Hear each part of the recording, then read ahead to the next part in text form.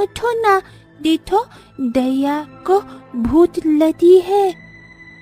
फुलवा बिछौना छोड़कर गौशाला में बंधी गाय को चोकर डालती है।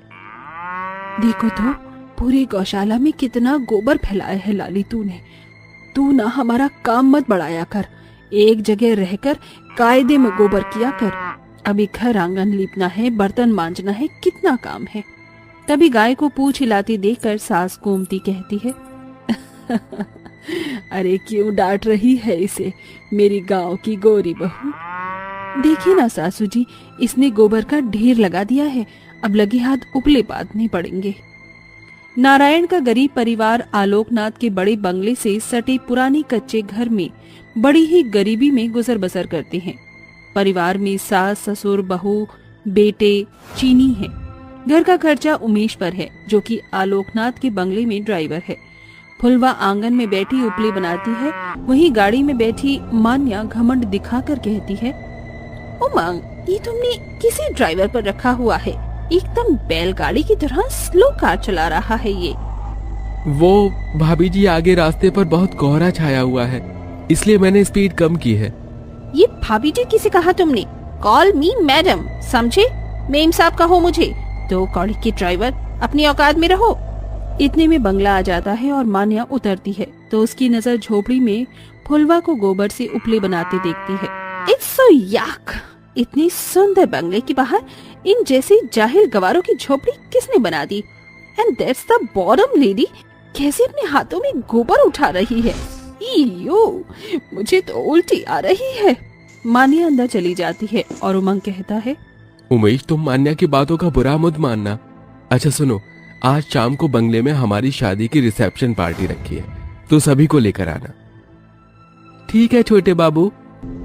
उमेश अपने घर आता है। उमेश बेटा, आ गया तू? कैसी रही शादी? बहुत आलीशान शादी थी बाबूजी। अरे वो तो होगी ही ना जी, बड़का बड़का लोग की शादी तो उका कहते हैं।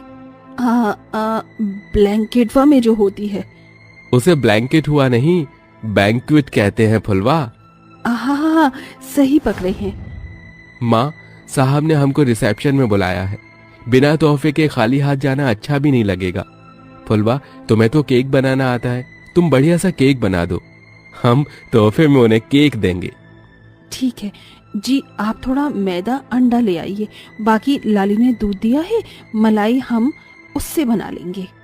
फुलवा बड़ी खुशी से बढ़िया सा केक बनाकर लाती है, जहाँ राजरानी उन्हें मान्या से मिलवाती है।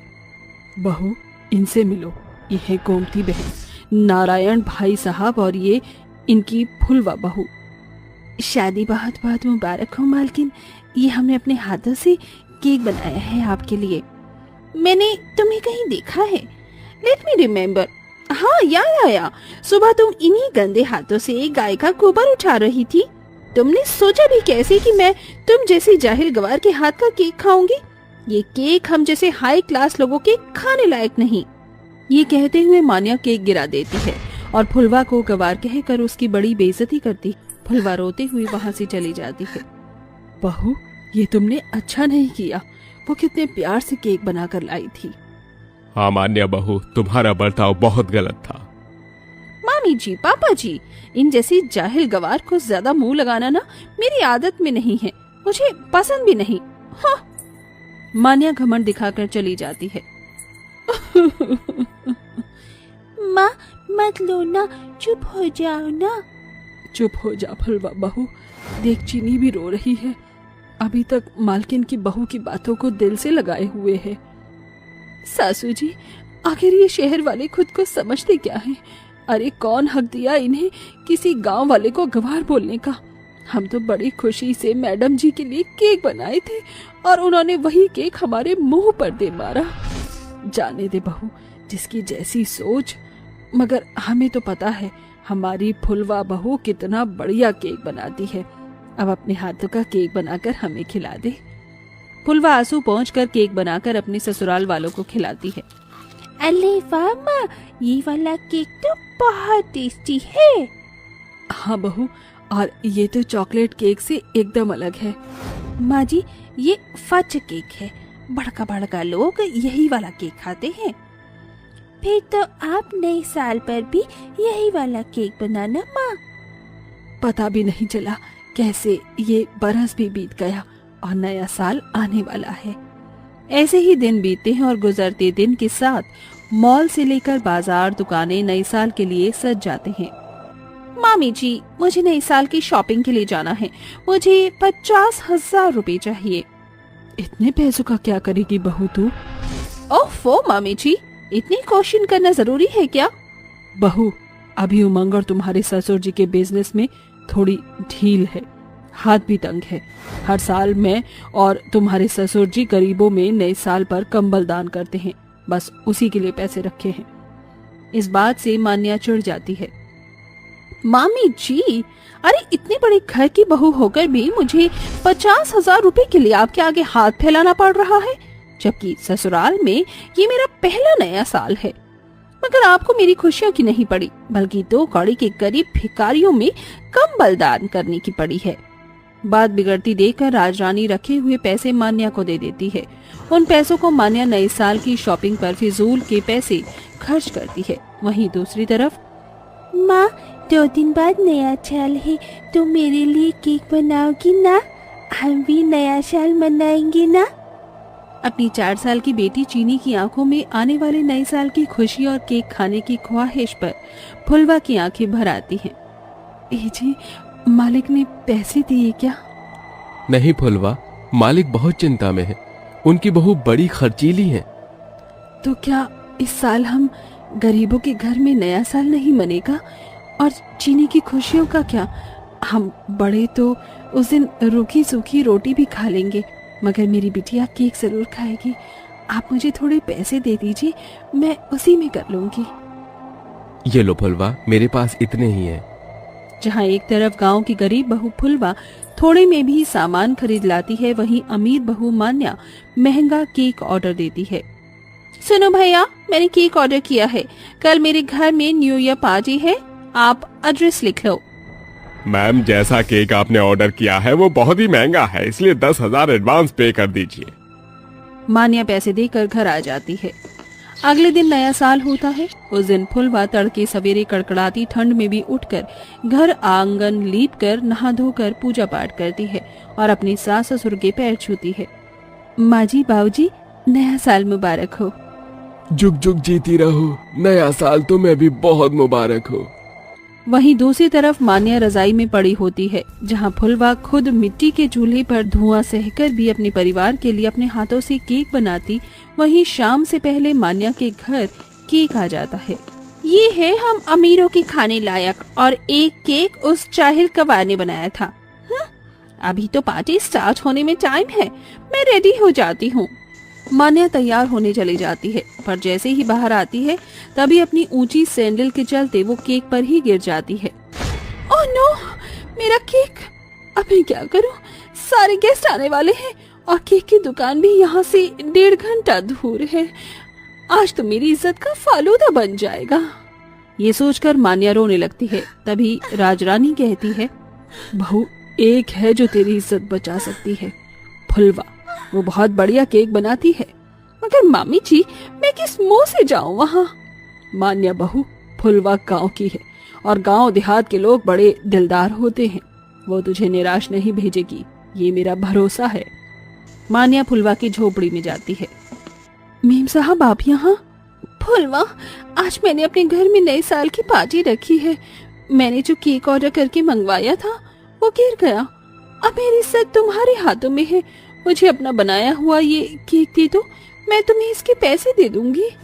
मगर मैडम जी, आपने ही तो उस दिन कहा था कि मैं जाहिल गवार हूँ, फिर आपके मेहमान हमारे हाथों का केक कैसे खाएंगे? उस दिन आपने एक झटके में हमारी इज्जत उतार कर रख दी थी। मगर हम ऐसे नहीं, काहे कि गांव के हैं ना, इसलिए जानते हैं इज्जत कैसे कमाई जाती है। अगर हमारे बनाए इस केक से आपकी इज्जत और शान नहीं घटती तो ले जाइए।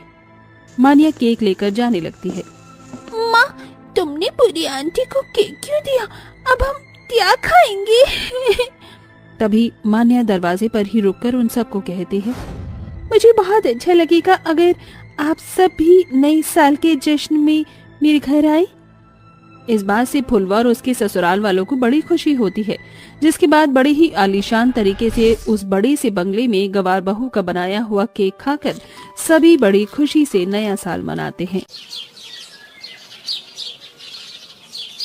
ओम जय लक्ष्मी माता, मैया जय लक्ष्मी माता,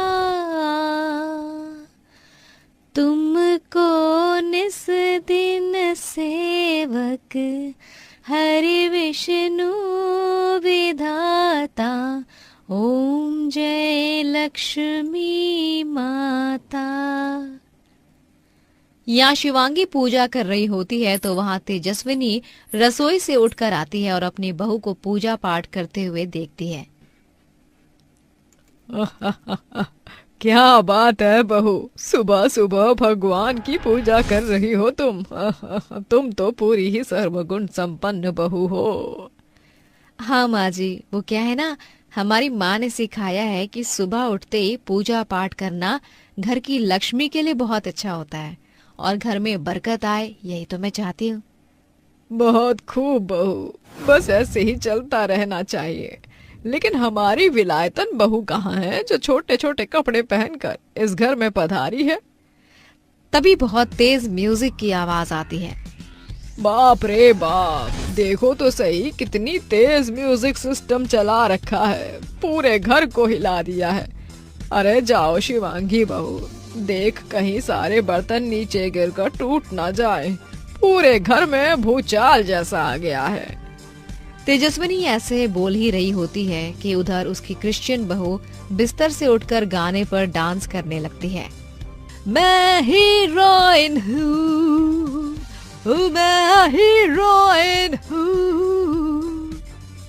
तभी तेजस्विनी एनेस्थीसिया के कमरे में आती है और उसे कहती है, अरे बहू बस कर, और कितना ज्यादा सर घुमाएगी हमारा? इतनी ज्यादा साउंड में तुझे पता है ना, ज्यादा तेज लाउड स्पीकर मेरी सेहत के लिए ठीक नहीं है।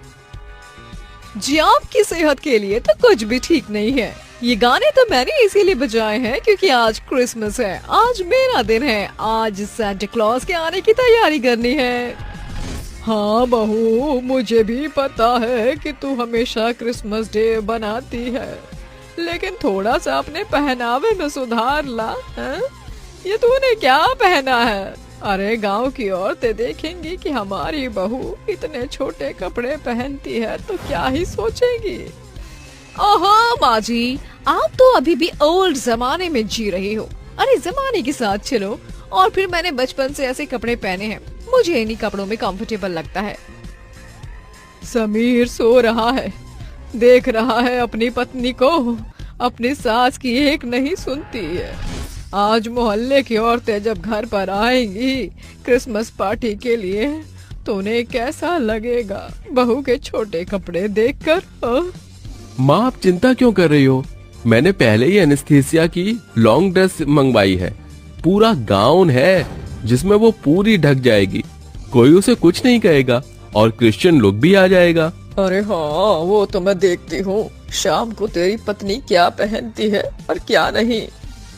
तेजस्विनी की एक बहू तो घूंघट वाली होती है जो कि बहुत ही संस्कारी होती है। वो पूरे घर में पूजा पाठ करती है, जिसके चलते तेजस्विनी उसकी बहुत तारीफ करती है। सभी लोग नाश्ते की टेबल पर आ जाते हैं, जहां शिवांगी सभी के लिए उनकी पसंद का नाश्ता बनाकर तैयार करके उन्हें देती है। आप सभी का गर्मा गर्म नाश्ता तैयार है, आप सभी नाश्ता कर लीजिए, उसके बाद मैं क्रिसमस के लिए घर को सजाना शुरू करूंगी। आह, क्या खुशबू आ रही है खाने से।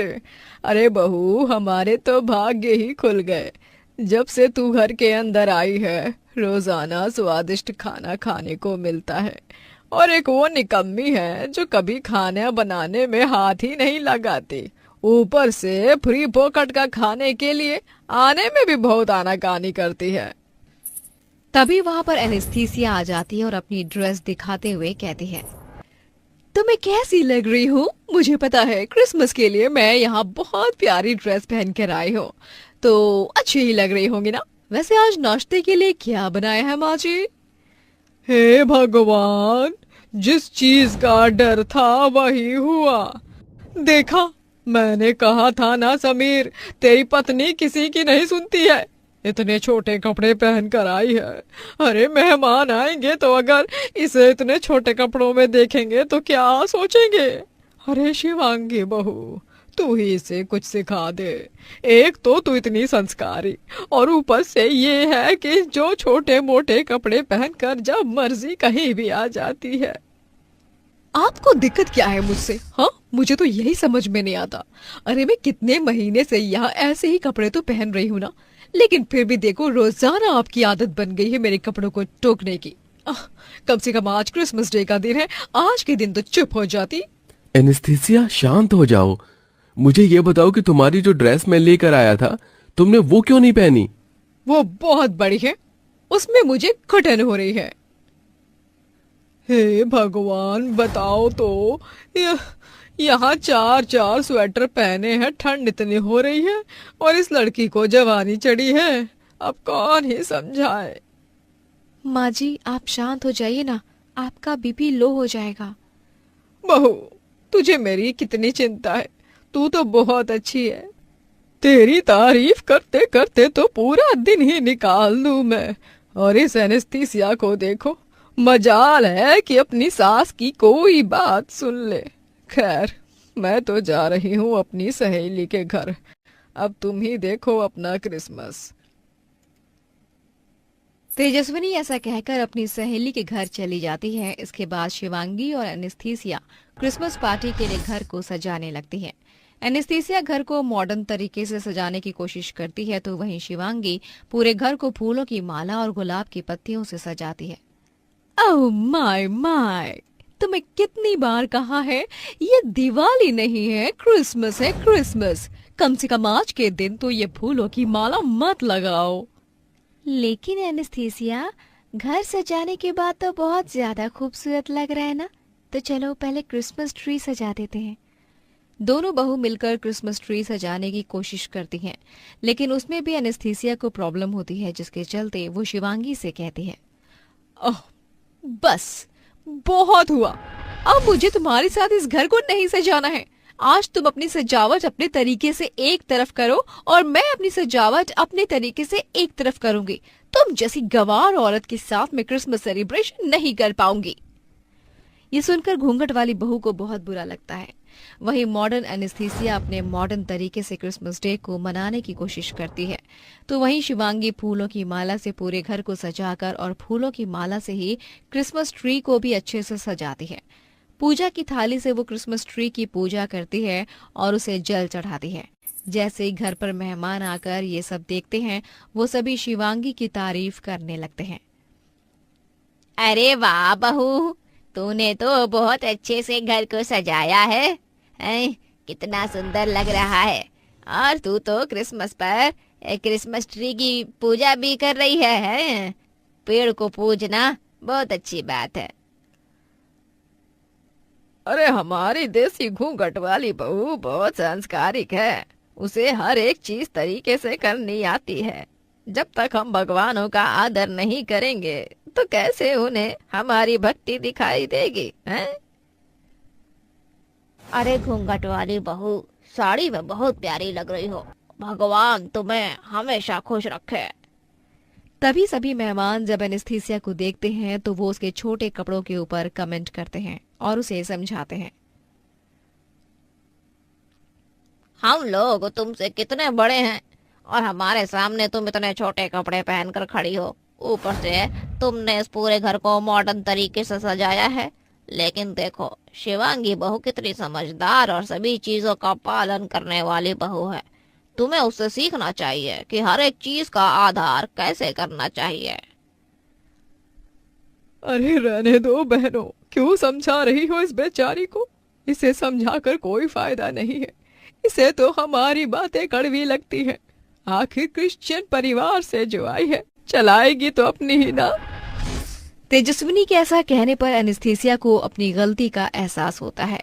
पहले तो वो शिवांगी से आकर चिढ़ रही थी, लेकिन बाद में वो साड़ी पहनकर आती है और सभी से माफी मांगती है। सभी मुझे माफ कर दीजिए। मैं ये भूल गई थी कि हर घर के तौर तरीके अलग होते हैं और हमें इस तरीके से चलना चाहिए। मैं तो बस अपने क्रिश्चियन त्योहार को अपने क्रिश्चियन तरीके से ही बना रही थी, लेकिन मुझे ऐसा नहीं करना चाहिए था। मुझे आप सभी की खुशी के चलते वही चीज करनी चाहिए थी जो सबको पसंद आनी चाहिए। आप सब मुझे माफ कर दीजिए। एनेस्थीसिया को अपनी गलती का एहसास करते हुए देख सभी उसे माफ कर देते हैं, जिसके बाद तेजस्विनी अपनी दोनों बहू को बहुत प्यारा गिफ्ट देती है और वो सभी उस दिन क्रिसमस पार्टी को बहुत अलग तरीके से एंजॉय करते हैं और खुशी खुशी क्रिसमस पार्टी बनाते हैं। जिसके बाद अब एनेस्थीसिया अपने ससुराल के तौर तरीके सीखती है और खुशी खुशी रहने लगती है।